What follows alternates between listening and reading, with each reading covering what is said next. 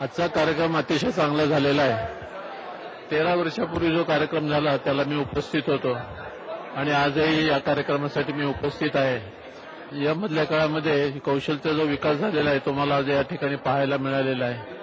मी मगाशी बोलताना म्हणालो तेच पुन्हा एकदा सांगतो की त्याच्याजवळ चांगली बुद्धिमत्ता आहे, भावनेने भरलेलं असं हृदय आहे, फार चांगली अशी टापटीप आहे, सगळ्यांना सांभाळून घेण्याची त्याची वृत्ती आहे आणि काहीतरी नवं करून दाखवावं अशी त्याच्या मनात एक तीव्र अशी इच्छा आहे आणि ती सफल होईल असा मला विश्वास वाटतो.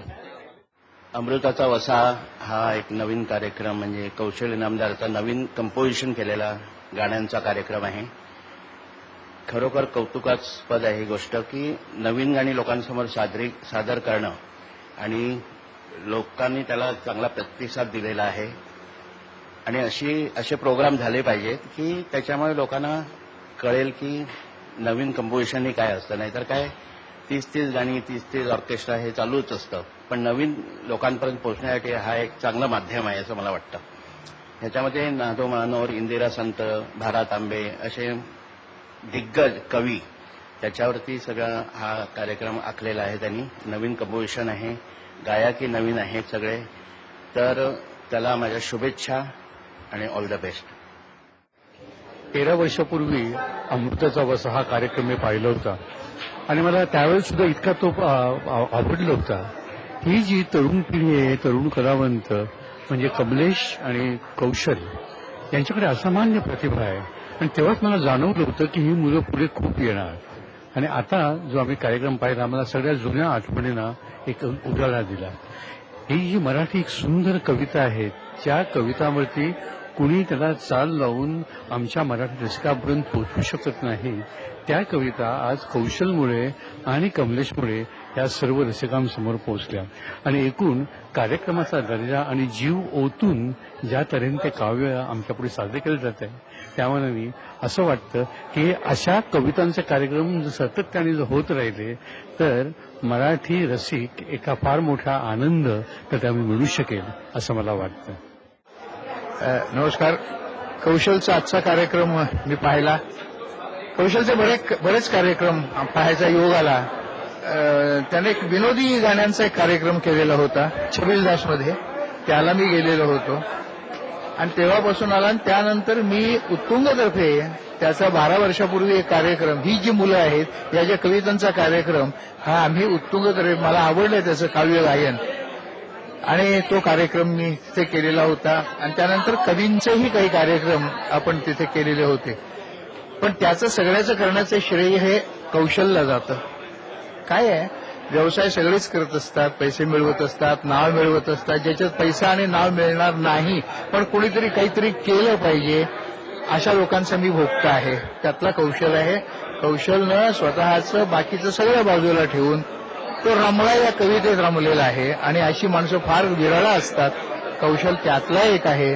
तो मनस्वी माणूस आहे, मनस्वी माणूस आहे. आजचा सोहळा जर बघितला तर तो इतका हृदय सोहळा होता, इतकाच साधा होता. खरोखर घरी जमून आपण काहीतरी करावं, त्याला कसलाही वास नव्हता, कमर्शियल काही नव्हता. मला खूप आवडलं आणि हाच कौशल आहे. कौशल दुसरा काही नाहीये, साधेपणा. तुझं नाव कौशल. इतका दिलदार माणूस आहे. म्हणून त्यानं आज, मला माहित नव्हता हा कार्यक्रम, पण त्यानं मला सांगितल्याबरोबर मी आणि आशा मी दोघांनी यायचं ठरवलं आणि आज आणि we are enjoying like anything. ते इज ग्रेट, ते इज ग्रेट. आणि हा कार्यक्रम मी करणार उत्तुंगतर्फे. आजचा अमृताचा वसा हा कार्यक्रम बघण्यासाठी मुद्दाम यावंसं वाटलंच आम्हाला. त्याचं कारण असं आहे की जेव्हा कौशलनी ऍक्च्युअली त्याची कारकीर्द सुरू केली तेव्हा पार्ल्यातल्या आमच्या उत्तुंग ट्रस्टमध्ये नवीन संगीतकार, नवीन कविता, नवीन गायक असं कॉन्सेप्ट ठेवून आम्ही कार्यक्रम केला आणि तेव्हापासून कौशल आमचा लाडका झाला. त्याचं कारण असं की कौशलला पहिल्यापासूनच एक प्युरिटीची ओढ आहे, अभिजातता, आपल्या मातीशी नातं सांगणाऱ्या सगळ्या गोष्टी, आपल्या परंपरा. म्हणजे खरोखरच मलाही असं वाटलं की ही त्याच्याबरोबर काम करणारे सगळे मुलं आणि यंग जनरेशन जे आहे की जे टी शर्ट आणि जीन्समध्ये आज दिसतात, पण खरोखरच त्यांची सगळ्यांची मनाची जी काही ओढ आहे ना ती प्युरिटीकडे आहे आणि म्हणूनच कौशल चांगली चांगलं काव्य, चांगलं संगीत याची बूज राखणारा एक कलावंत असं मला वाटतं पहिल्यापासून. त्याच्या एकूणच म्हणजे जसा तो आहे निरागस त्याचंच प्रतिबिंब त्याच्या संगीत दिग्दर्शनात पण मला जाणवतं. इतकंच नव्हे तर त्याच्या सादरीकरणात, त्याच्या बोलण्यात, वागण्यात, चालण्यात सगळ्यात जाणवतं. आणि म्हणून आम्हाला कौशल नेहमीच आवडला. आणि त्यांनी खरोखरच सगळ्या लोकांना आपल्या बरोबर घेऊन जायची त्याची वृत्ती, नवीन लोकांना आपण शिकवावं, एक कोऑर्डिनेशन सगळ्या लोकांच्यात आपल्या असावं आणि ती सगळी नाती, ते सगळे मर्मबंधातली ठेव आहे ती सतत राखण्याची त्याची जी वृत्ती आहे तीच त्याच्या या कार्यक्रमात दिसून येते. की मला स्वतःला सुद्धा अत्यंत काव्याची आवड आहे आणि अशा तरल गोष्टी मला खूप आवडतात. तर त्या सगळ्या मला इथं अनुभवायला मिळाल्या. म्हणून आजच्या अमृताच्या वस्यामध्ये मी खरोखरच अमृतानंद घेतला असं सांगायला मला आनंद वाटतो. एक तर अमृताचा वसा हा कार्यक्रम त्याच्या नावाप्रमाणे कवितेवरती बेतलेला आहे. त्यामुळे हा उपक्रम मला असं वाटतं की फारच चांगला आहे. एरवी लिहिलेली गाणी खास करून सिनेमाकरता किंवा नाटकांकरता लिहिलेली या गाण्याला संगीतकार संगीत देतात, परंतु इकडे तसं नाही आहे. किंवा कधी कधी चालीवरती गाणी लिहिली जातात. इथे जी मुळात ज्या कविता आहेत, ज्या कोणी लिहिलेल्या, जेवढे कवी आज तो सादर करणार आहे त्या कवींच्या मूळ कविता घेऊन त्याला त्यांनी चालेल दिलं, which is very very challenging. आणि कौशलबद्दल जर सांगायचं झालं तर माणूस म्हणून तो एक अतिशय साधा, सरळ, कुठलीही हवा डोक्यात न गेलेला आणि संगीतकार म्हणूनही तसाच आहे.